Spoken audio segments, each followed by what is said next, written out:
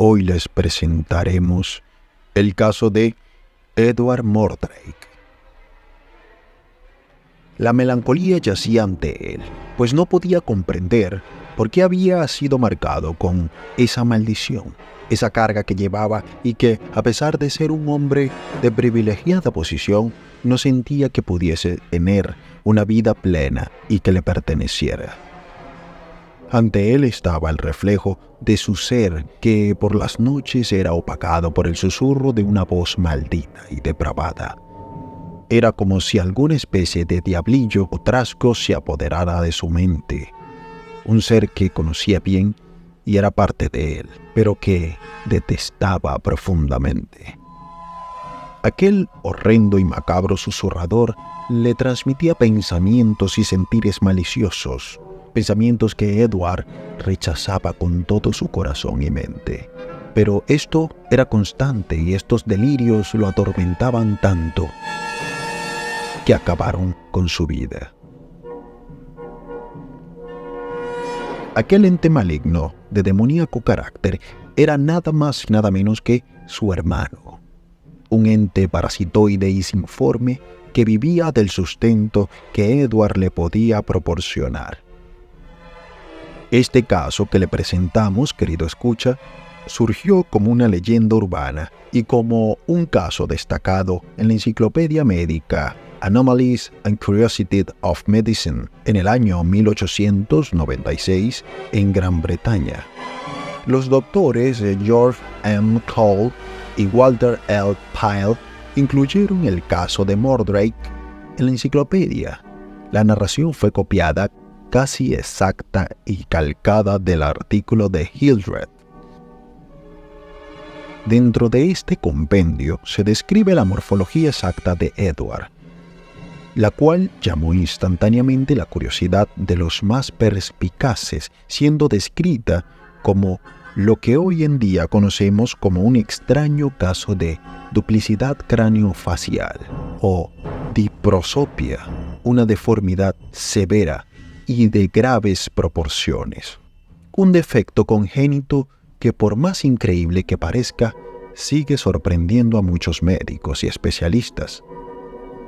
Se cree también que podría haber sido un extraño caso de Craniopagus parasiticus o cabeza gemela parásita, una cabeza desarrollada, independiente y sin cuerpo. Únicamente dependía de el cuerpo de Edward, pues éste le sustentaba el alimento que necesitaba. No se sabe cuál habría sido el nombre del gemelo parásito de Edward, pero lo que sí se sabe es que posiblemente, de ser cierto el rumor y de tener pensamientos y reacciones propias, habría desarrollado un rencor malsano por su hermano y por su familia.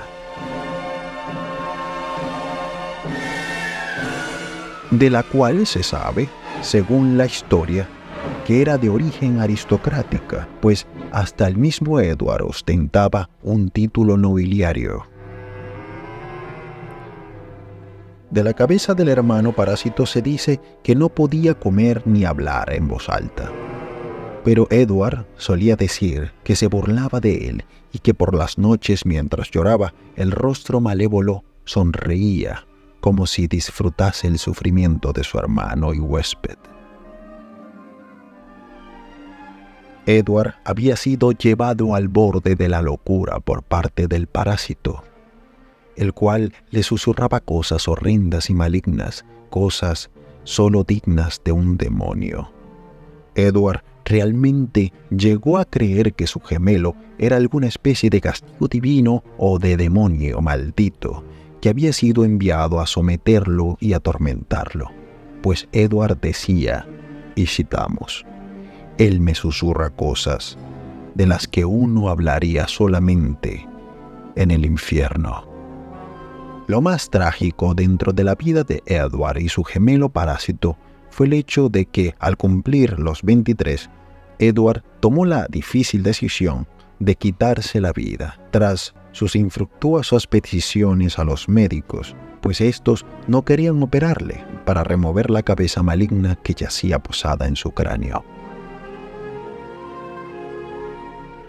Es así que Edward Mordrake es una figura que ha despertado la fascinación y el horror en partes iguales a lo largo de la historia.